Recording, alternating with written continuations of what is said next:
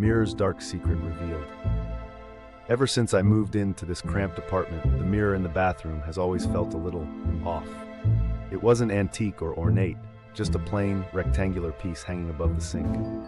But every morning as I brushed my teeth, I noticed the reflection seemed to linger just a second longer than it should. I always brushed it off as tiredness, until last night when I saw it move on its own, gesturing towards a life that wasn't mine. I stood frozen, staring at the glass as the reflection began to depict a different world. In this eerie tableau, my mirrored self was living a life of opulence, surrounded by wealth and grandeur, a stark contrast to my humble existence. The reflection smirked at me as if it had an awareness, a consciousness of its own. I felt a chill run down my spine as it beckoned me closer with a crooked finger, inviting me to step through and join it.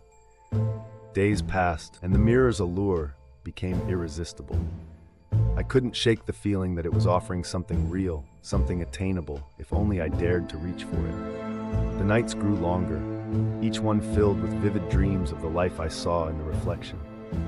It began to consume my thoughts, and soon I found myself standing before it at midnight, heart pounding with a mix of fear and anticipation. In a moment of reckless abandon, I reached out and touched the cold surface. Instantly, a jolt of energy surged through me, pulling me into the mirror. On the other side, the world felt vibrant, intoxicatingly alive. But the reflection I had left behind now stood in my place, grinning widely, its eyes gleaming with a sinister light. I realized too late that I was trapped, a prisoner in a glass world, while my doppelganger lived the life I once knew.